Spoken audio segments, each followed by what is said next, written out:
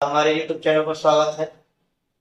और इस चैनल पर आप अंग्रेजी विषय की कक्षाएं प्राप्त कर रहे थे, जिसमें हमारा टॉपिक चल रहा था सब्जेक्ट वर्ब एग्रीमेंट। उसी संदर्भ में नियमों को आगे बढ़ाते हैं और अगले नियम की चर्चा करते हैं कि आगामी जो नियम है वो किस तरीके से अप्लाई होगा।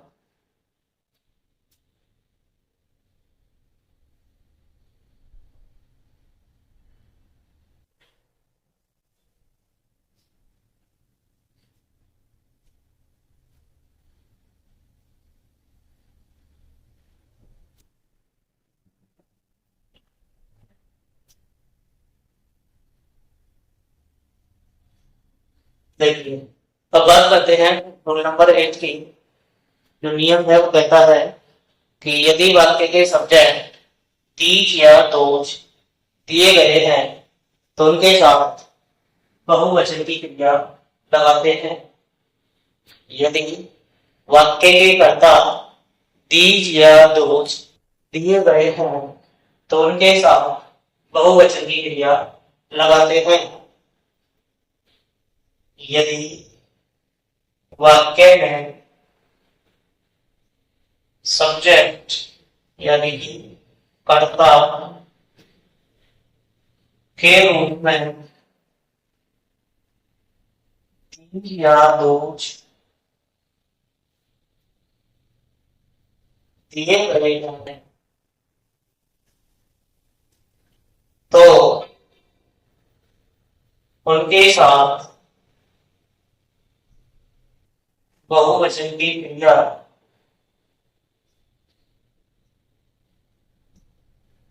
लगाते हैं। कहने का तात्पर्य है कि हमें क्या करना है, जो भी वाक्य दिया गया होगा उसमें सब्जेक्ट को देखना है और सब्जेक्ट के रूप में हमारे क्या होगा, तीज या दोज।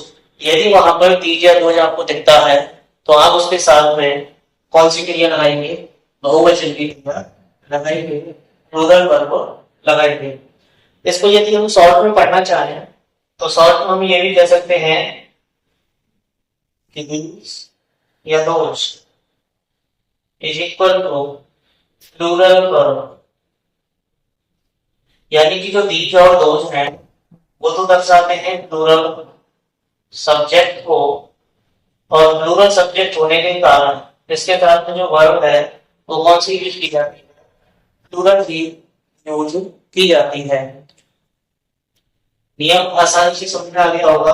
दोबारा से बता देता हूँ एक बार कि यदि वाक्य में सब्जेक्ट के रूप में तीज या दोज दिए गए हैं तो उनके साथ बहुवचन की क्रिया लगाते हैं। तीज या दोज सब्जेक्ट के रूप में होने पर उसके साथ प्लूरल वर्ब लगाते हैं। और प्लूरल वर्ब को पहचानने का तरीका मैं आपको पहले बता चुका हूं, जिसमें कहा गया था कि ऐसी कोई वर्ब जिसमें एस, ईएस या एस ना लगे हो वो क्रिया होती है हमारी प्लूरल वर्ब। नोट कीजिए एक बार इसको। उसके बाद इसके कुछ एग्जांपल्स लिखते हैं। और यदि वीडियो आपको पसंद आ रहा हो तो वीडियो को लाइक करें और ज्यादा से ज्यादा शेयर करें, ताकि और भी विद्यार्थी इसको पढ़कर के अपनी नॉलेज को बढ़ा सकें। कीजिए एक बार note.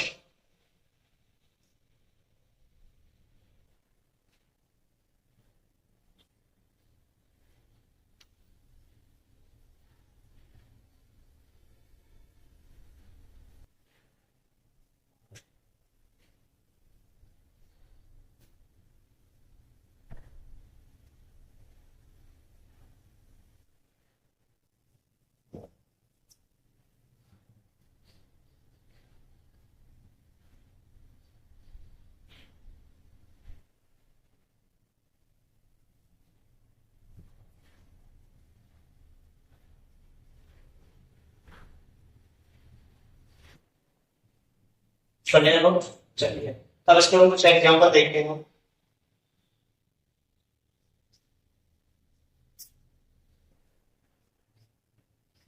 Page, blank space, Asia are false. The flat space media और बॉक्स। अब यहाँ पर जो सब्जेक्ट फॉर्म में दिया गया है वहां के लिए क्या है इज, और दीज हमारा जो है वो प्लूरल सब्जेक्ट को बताता है, और प्लूरल सब्जेक्ट होने के कारण यहाँ पर जो वर्ब है वो भी कौन सी आएगी प्लूरल। प्लूरल वर्ब दोनों में सेम देते हैं तो जिसमें एस एस या आई एस नहीं लगा है वो वर्ब कौन सी होती है प्लूरल। तो हम कह सकते हैं कि यहाँ पर जो वर्ब है वो क्या हो जाएगी आर। उसके बाद और एग्जांपल देखें, those boys was were naughty। those boys blank space was naughty।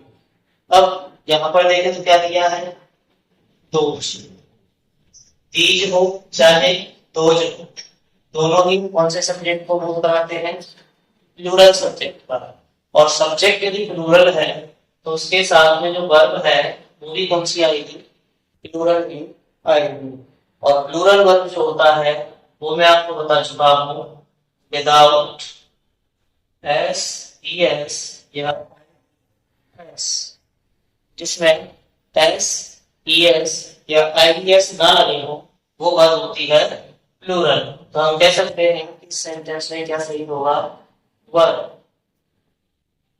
Example देखिए, समझ में आ गया होगा। और यदि कोई समस्या आती है तो आप पूछ सकते हो, जो देख रहे हैं वीडियो को वो कमेंट बॉक्स में अपनी समस्या लिख दें, और आप लोग वैसे भी पूछ सकते हैं कि कोई भी समस्या आए तो बिना झिझके आप क्वेश्चन पुट कीजिए, उसका आंसर 100% आपको दिया जाएगा। लेकिन इसके बाद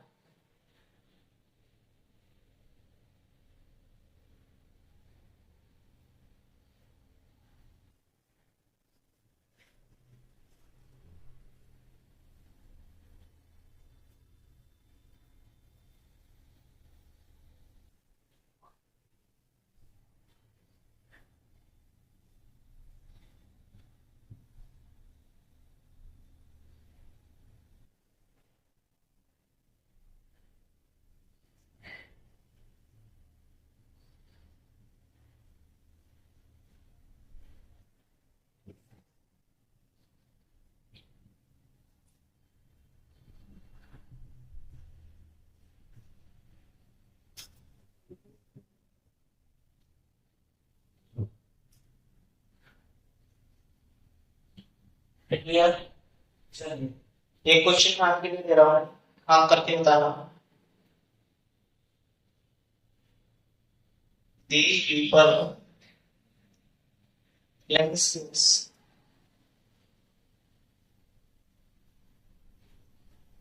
have come from Bangladesh। Bangladesh। These people lenses have come from Bangladesh। Variation क्या आएगा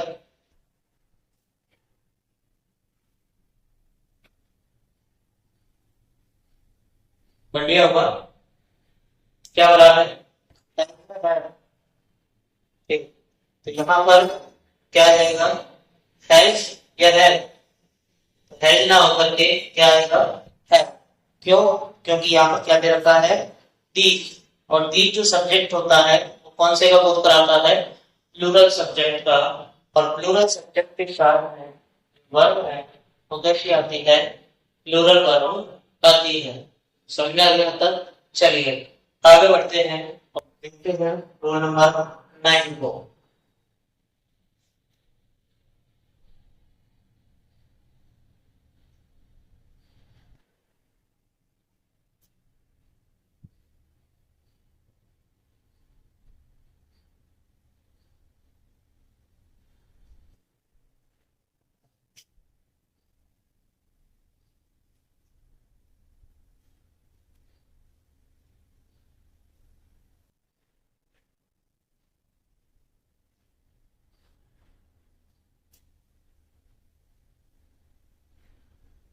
चलिए रूल नंबर 9 की बात करते हैं।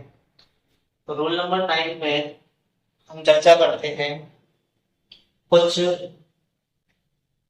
महत्वपूर्ण नियम।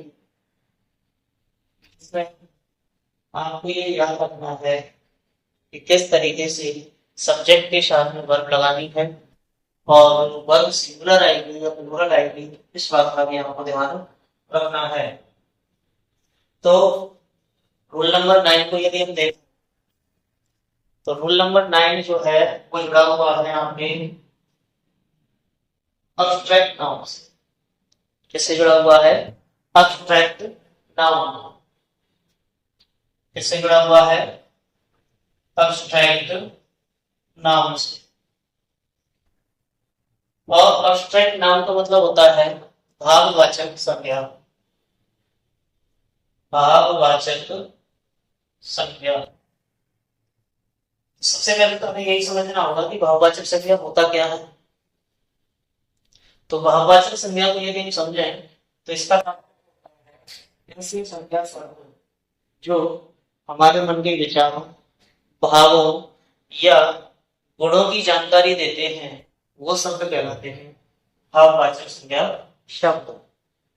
दूसरे शब्दों में हम ये भी कह सकते हैं कि ऐसी कोई भी शब्द जो केवल क्या किए जाते हो? महसूस किए जाते हो। क्या किए जाते हो? महसूस। उनको हम ना तो देख सकते हैं ना ही उनको टच कर सकते हैं। वो जितने भी शब्द होंगे वो शब्द कहलाएंगे हमारे भाववाचक संज्ञा शब्द। और भाववाचक संज्ञा जो शब्द होते हैं उनके साथ में हमेशा ही सिंगुलर वर्ब का यूज किया जाता है। कौन सी वर्ब का यूज किया जाता है? सिंगुलर वर्ब का यूज किया जाता है। और सिंगुलर वर्ब की यदि हम बात करें तो सिंगुलर वर्ब आप पहले पढ़ चुके हैं, हैव, एस या फिर आई ई एस। ऐसी वर्ब जिसमें क्या लगे हो? एस यस या फिर आई यस लगे हो, वो हमारी कौन सी होती है? सिंगुलर वर्ब होती है। यदि हम बात करें रूल नंबर 9 की तो मैंने अभी आपको बताया कि जो रूल नंबर 9 है वो जुड़ा हुआ है किससे? अब्स्ट्रैक्ट नाउन से। किससे जुड़ा हुआ है? अब्स्ट्रैक्ट नाउन से। और अब्स्ट्रैक्ट नाउन का मतलब होता है भाववाचक संज्ञा, जिसको हम क्या कर सकते हैं? फील कर सकते हैं, टच नहीं कर सकते और सी नहीं कर सकते। यानी कि जिसको हम केवल महसूस कर सकते हैं वो हमारे होते हैं भाववाचक संज्ञा शब्द। तो हम इस नियम को पढ़े तो ये भी कह सकते हैं कि यदि वाक्य के सब्जेक्ट के रूप में कोई abstract noun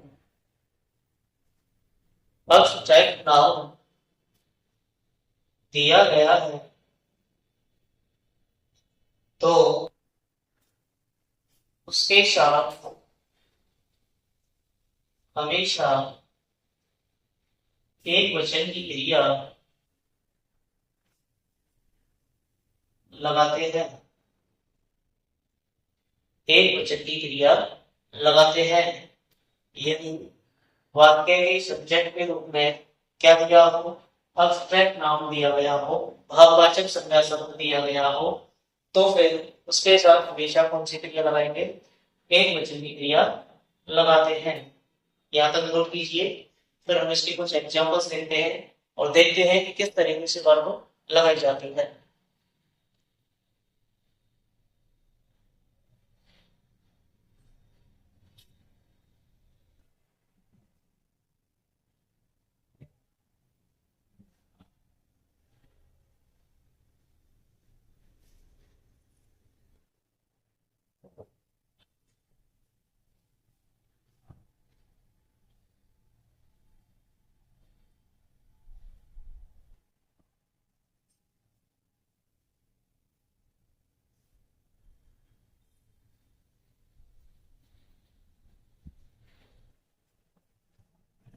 clear?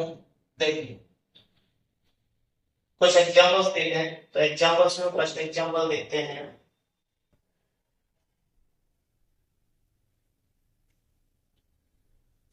Happiness blank space area are means to be healthy. Happiness blank space area are means to be healthy. यानी कि जो खुशी है, हैप्पीनेस है, वो स्वस्थ रहने का क्या है, साधन है। अब वो हैप्पीनेस जो होता है उसको हम देख नहीं सकते, उसको टच नहीं कर सकते, केवल इसको क्या कर सकते हैं, फील कर सकते हैं। क्या कर सकते हैं, फील कर सकते हैं। या फिर हम कहें कि जो हमारे मन के विचार हैं, भाव हैं, इमोशंस हैं, फीलिंग्स हैं, उनको जो शब्द बताते हैं वो क्या कहलाते हैं, एब्स्ट्रैक्ट नाउन कहलाते हैं। एब्स्ट्रैक्ट नाउन हमेशा एक वचन होती है और उनके साथ में हमेशा एक वचन की क्रिया लगाई जाती है। तो हम कह सकते हैं कि यहाँ पर क्या आ जाएगा, इज। क्या आ जाएगा, इज। दूसरा एग्जाम्पल देखें हम, लव ब्लैक स्पेस इज या blind. Love black space is या ब्लाइंड। अब यहाँ पर इसको देखें तो ये कौन सा नाम हो गया, एब्स्ट्रैक्ट नाउन। और एब्स्ट्रैक्ट नाउन एक वचन होता है, इस वजह से इसके साथ में क्रिया है वो क्या आ जाएगी, आ जाएगी। अगला एग्जाम्पल देखें,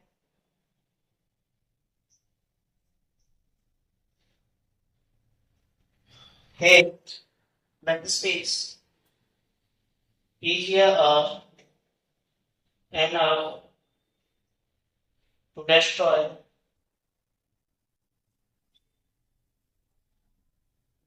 the world.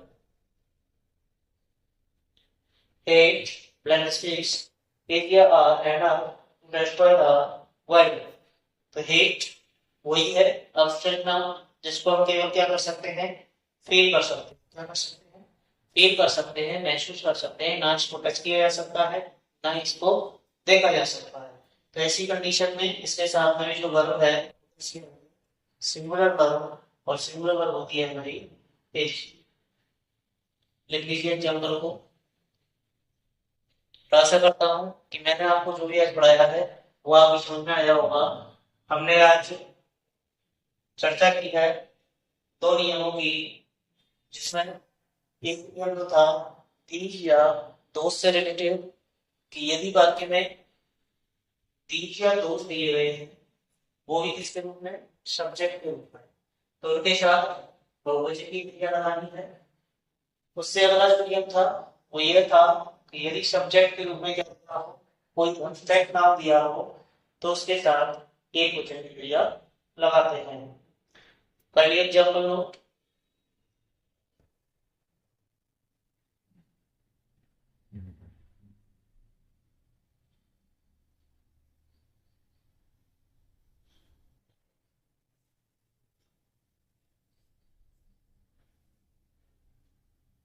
पढ़िए। आज हमने रोल नंबर 3.9 की चर्चा की। इसके बाद हम देखते हैं कुछ अगले नियमों की चर्चा करेंगे।